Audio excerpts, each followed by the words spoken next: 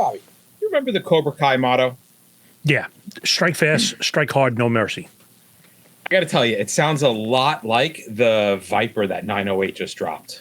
Right. But instead of roundhouse kicks to the face, the unknowns, they're hitting it with the FTIR and Ramen at the same time.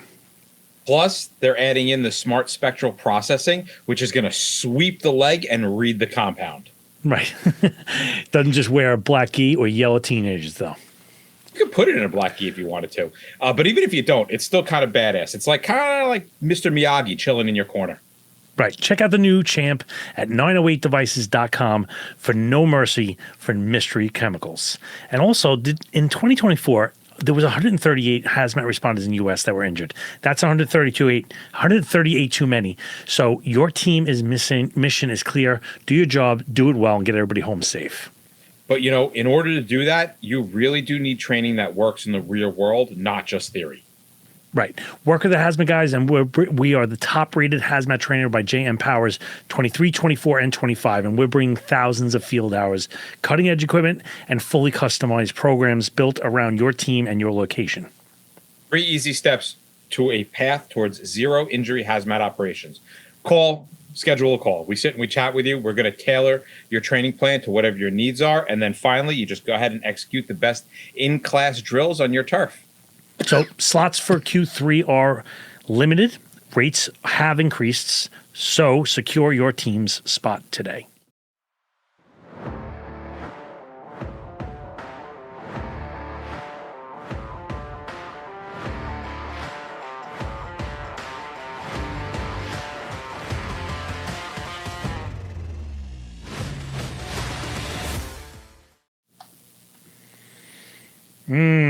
So much. So much what? So much stuff. I don't know.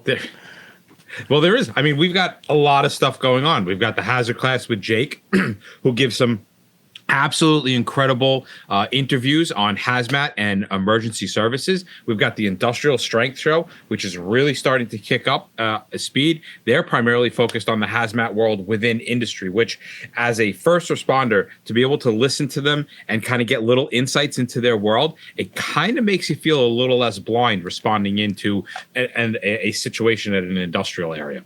Yeah, and the newsletter podcast, which I cannot believe we were the only ones to come up with that name, the newsletter podcast. The newsletter. That's another one where they hit the news real fast every week. Monthly happy hour, 4th Thursday of every month. That is your free admission for the Southernmost Hazmat Conference, which is February 3 through 5, 2026 in Key West. And the summer sale is almost done. There's only a few weeks left. Get in there, Nerd 1 and 2, building a hazmat team. Are you compliant? You can't pre-buy the book we're writing right now, but the Nerd the Game's out too.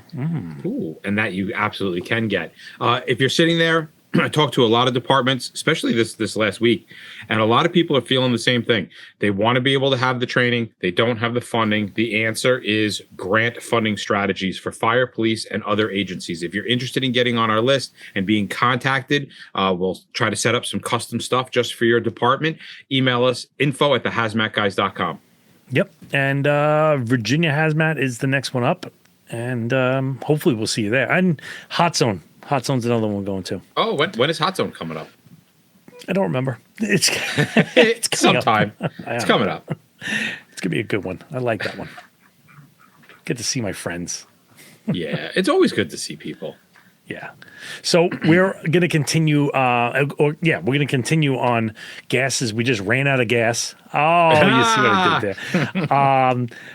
For the gases, placard DOT class 2, we had to take a knee because surprisingly there's a lot to talk about. There is a lot more than I thought.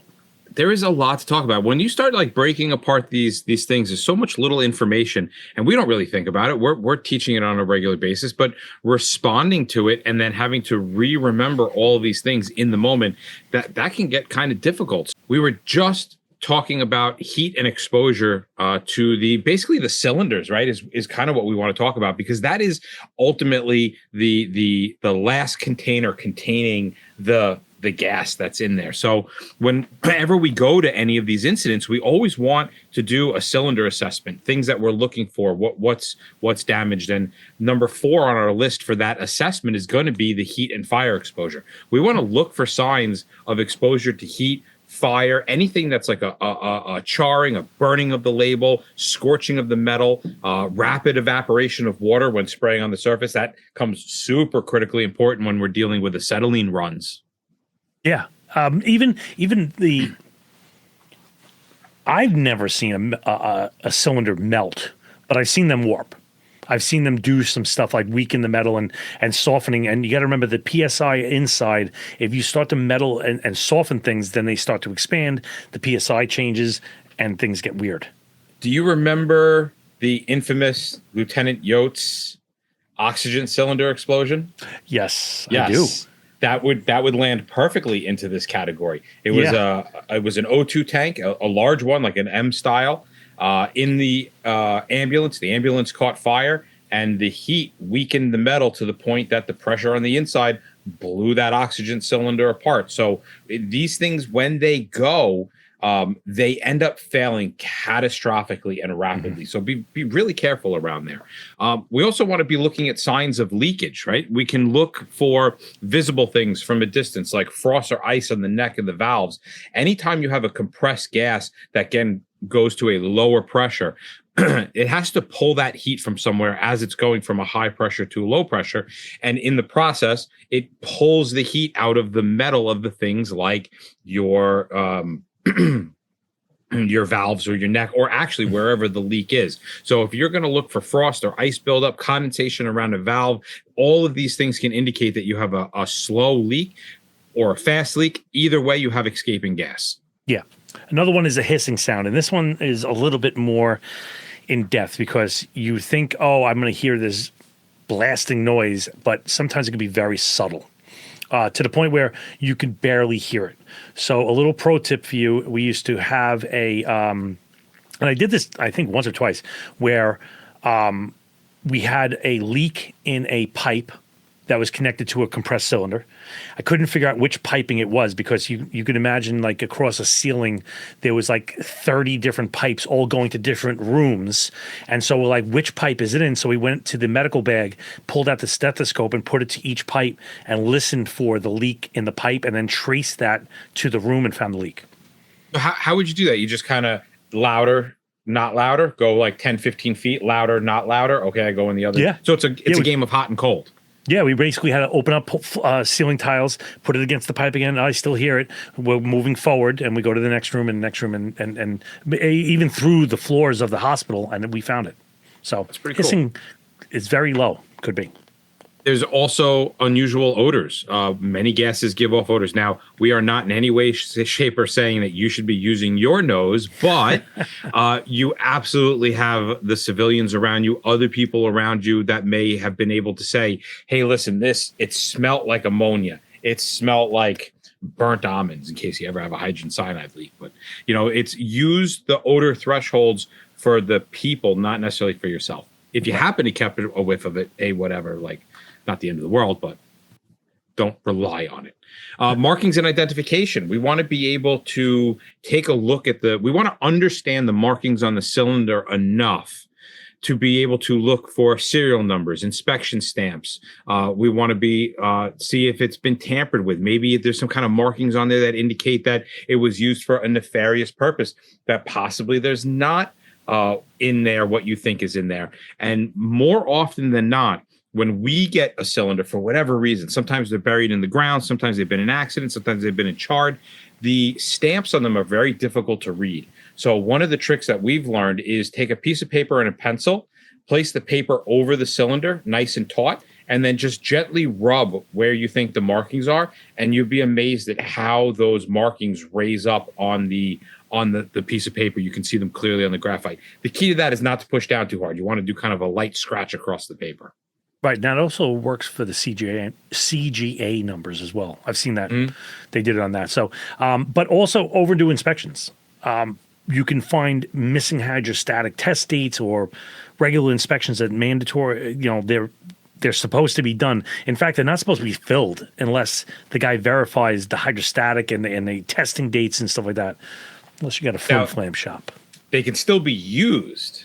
They just Yeah, can't be refilled. So Right. if you see something that's like, hey, how come this is over in its expansion date? It's because it doesn't need to be re-inspected until you fill it. Now, Bob mentioned before about using the pencil trick on a CGA number. I don't think we've actually mentioned what the CGA number is, but it is a critical piece of the puzzle when we're dealing with cylinders. We always want to go look for the CGA number, which is a number stamped somewhere on the valve.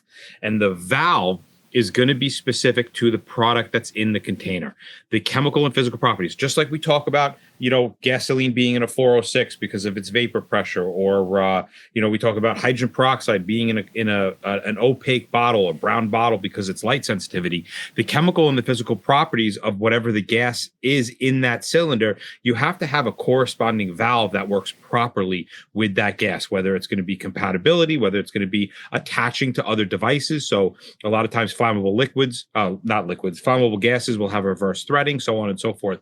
That valve is going to have a number on it, and that number is part of a grouping of chemicals that are allowed to be used with that valve. A really great way of determining a class or a hazard class for whatever's in that cylinder.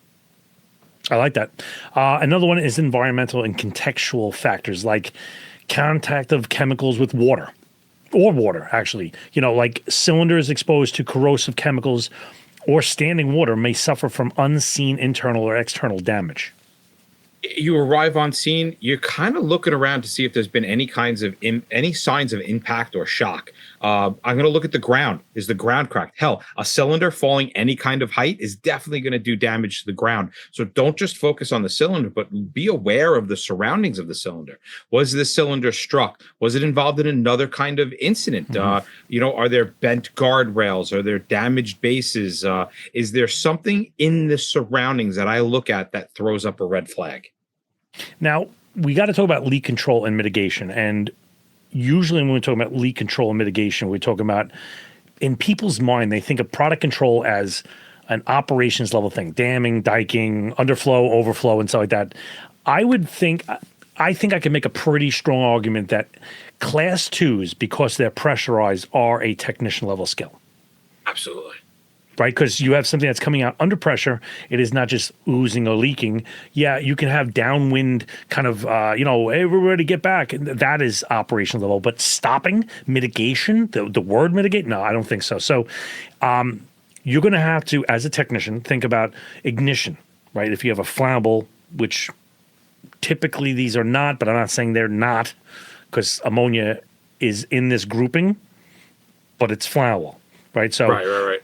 You can have reactive chemicals like the poisons that are in it too, right? Or secondary hazards such as, you could have dust being thrown, or polymerization can be happening, weird things. Yeah, remember, the hazard still exists for the chemical that's under pressure in the cylinder. So that's always something that we want to keep in mind. And we also, this is especially true if you have a very special rare gas that runs through your neighborhood, right? You want to consider some specialized leak control kits or tools in order to stop a leak, because in all honesty, if the cylinder is damaged, there's very little that we can actually do to stop the leak other than a few of these specialized pieces of equipment. One of them is a cylinder coffin. Nice name. Like it. Yes. We kill the cylinder. Right. Jab a stake in its heart. Put it Better underground. known as the emergency response containment vessel that we used to play with this thing. And it's pretty cool. You just slide it inside it and you just kind of crank the thing shut. And it's technically known as the ERCV, or salvage pressure receptacles. They're, thick. Pressure-rated containers designed to safely enclose and transport leaking or compromised gas cylinders. Though you do not want to do a couple of things with them. Yeah. Well, you don't want to do acetylene, one. That's the guy. And you got to make sure that it's going to be compatible, right? So compatibility becomes a big issue. Now, if you listen to the show, we talk all the time about knowing your first due area, understanding what's around. The New York City has these cylinder coffins, but we didn't always have them. No. And there was an incident where we needed them. We didn't have them, but because the members of Hazmat One knew other hazmat teams in the area, they knew that there was a private industry upstate that had them. They gave them a call, and they were able to use theirs. So these are not something that is relatively common among responders, but you should know where you can get them. So if you ever need them, you have them. They are, when you need them, they are an absolutely critical tool for dealing with gas cylinder emergencies.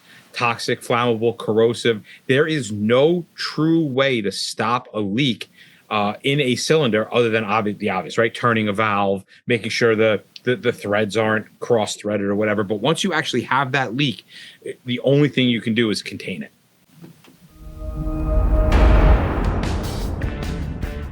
Hey, Mike, take a look around you and tell me how many lithium-ion battery devices you have around you right now. Ooh, in this room, there's got to be at least 10. See, batteries are everywhere, and almost every department in the nation is starting to deal with these batteries on a regular basis. So we are excited to tell you about a new product that is proven to limit and control the battery fire propagation. It's from a brand called the Geo, and they are chock full of hazmat experts who know that there's absolutely a better way for us, the first responder, to handle, store, and ship at-risk lithium-ion batteries. Right, this product will solve your lithium-ion batteries problems. It's lightweight, it works across all battery types, and we can tell you it lives up to the hype because we've tested it firsthand. It's called ObexionFR, and it's part of a two-part system. You have a scientifically designed granular, and you pair that with a UN-certified pail or drum. Honestly, more importantly than that, ObexionFR is proven to reduce the toxic IDLH gases that are emitted when the battery kicks off, so it's going to keep us safe. Right, to learn more, go to thehazmatguys.dgeo.com. That's thehazmatguys.dgeo.com. And as long as we're chatting about batteries, we did promise to look into a solution for battery fires. And a lot of companies have put their product in front of us, but there's one noteworthy one that's come out from the bunch because it's actually been shown to extinguish lithium-ion battery fires. It's going to work on multiple classes of fires. It's not a one-trick pony, but it's going to prevent the spread of flames, and it's going to keep the lithium-ion batteries from reigniting.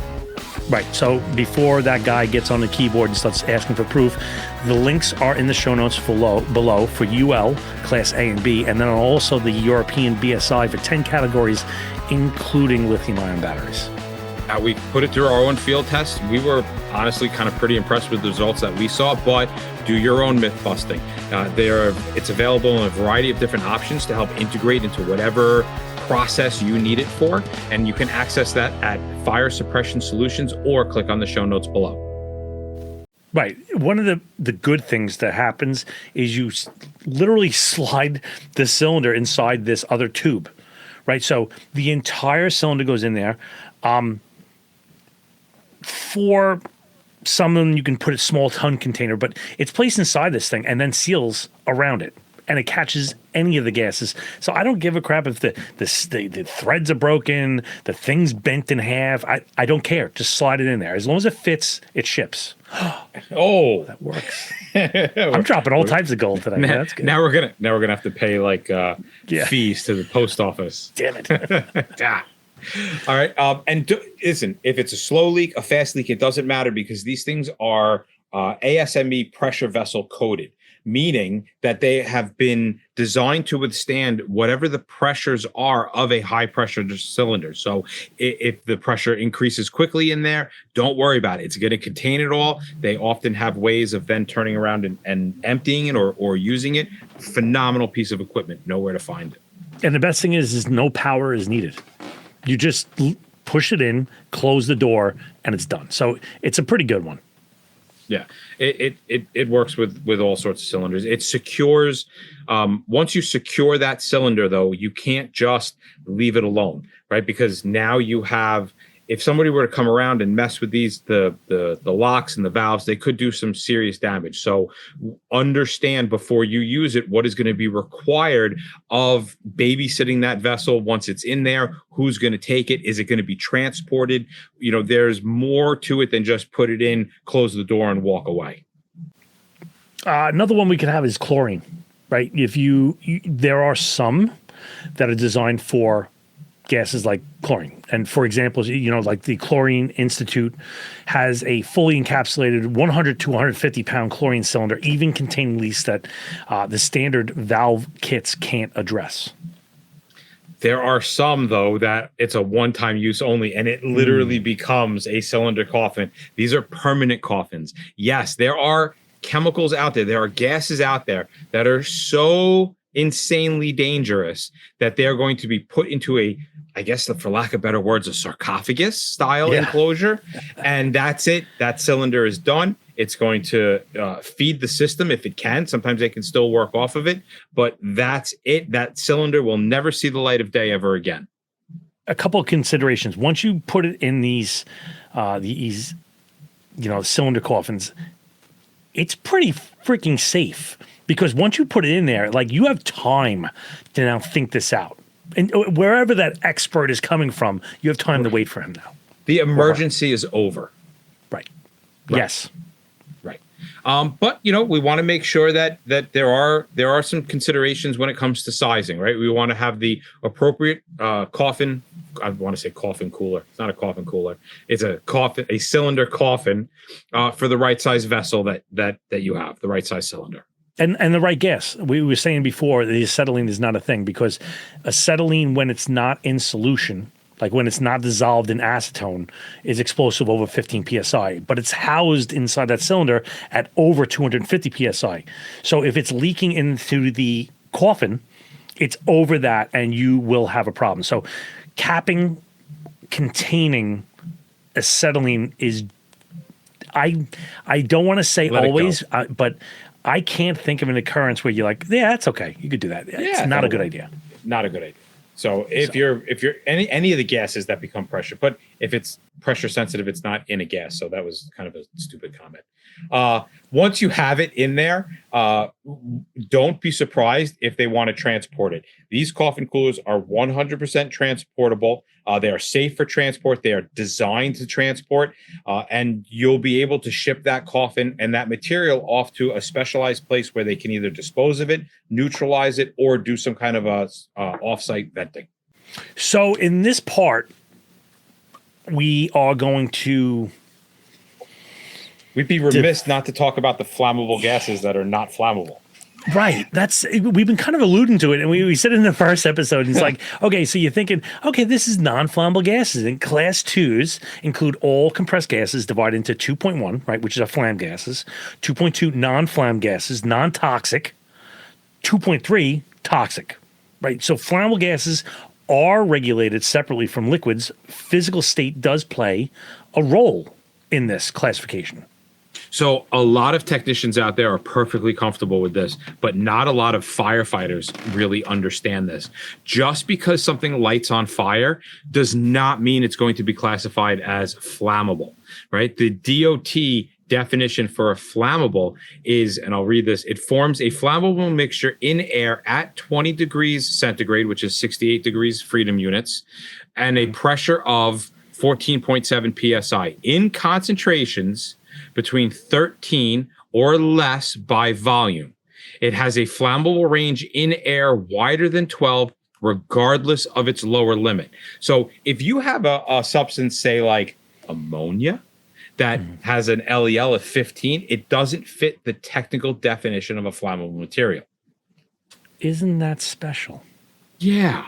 Isn't that messed up? Now, technicians understand this across the board for the most part. It's very rare that we go in and we do a retraining and guys are like, what are you talking about? But for operations level, for our firefighters, this often like blows their mind. Right. So what the DOT does not consider is that gases that do not meet that criteria are not classified as flammable, even if unusual circumstances such would allow these flammable atmospheres, like, I don't know, refrigerants escaping or cryogenic gases under specific mixtures would kind of apply.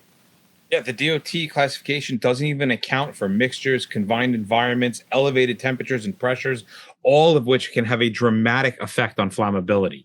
So, what we use as hazmat technicians and what all first responders should use is going to be that flammable range, that LEL, and then the ignition hazards when we're starting to talk about gases. Right. This is more like real world kind of stuff where all gases have defined LELs and UELs and have a range, which I can just do the little math there, and I can find out if they can support ignition and support combustion. Yeah. Gases legally defined as non-flammable. They can produce hazardous vapor mixtures when they get enough oxygen in there or an enriched atmosphere or under abnormal conditions.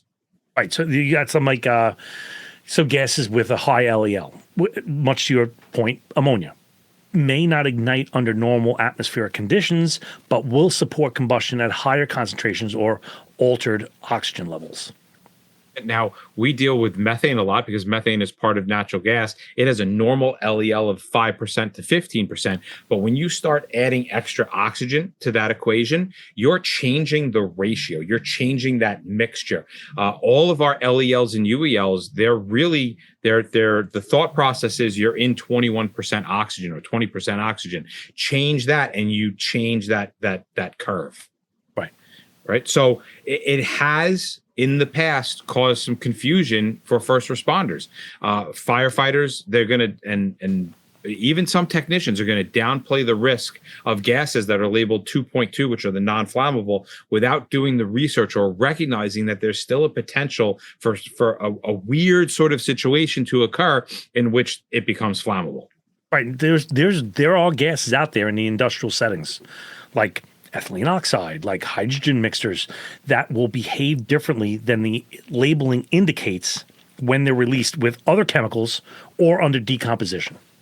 You know, we often talk about hazmat being in two separate worlds, or at least I like to teach hazmat being in two separate worlds, your theoretical world and your reality. When we look at a placard and it says non-flammable, that becomes our theoretical world. In order to know what reality is, you take your measuring your devices, your atmospheric monitoring devices. In this case, it's going to be your combustible gas indicator. You're going to take it downrange with you because that is going to tell you ultimately whether you have a flammable environment or not. Right. And reliance on those placards is going to, you're going to come up short. Like, especially during a post-release or the combination scenarios or something like that. Just, it's a good head start. It's a good start, but that's it. It's a start. That's all it is. And there have been places that these are not just random isolated events. We have actual case studies in which people have not realized what's happened and things have blown up.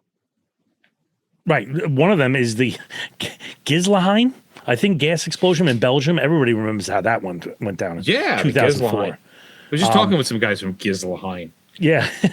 It was a pipeline that was carrying non-flammable natural gas, which is methane, and it ruptured, and responders underestimated the vapor cloud hazard, and it resulted in ignition, massive explosion, and fatalities. Ammonia is a great example that we use quite often in the hazmat world because there was an incident in Louisiana in which two technicians went in plastic gear into an ammonia environment thinking it was non-flammable, and it ended up flashing on them. So these are real world things that have actually happened. Right. So just listen and don't take these errors. Don't rely on regulatory classes do your LEL monitoring, and don't underestimate the impact of the operation changes, like ventilation failures, like enrichment, like oxygen changes, like temperature rises, pressure gradients, etc.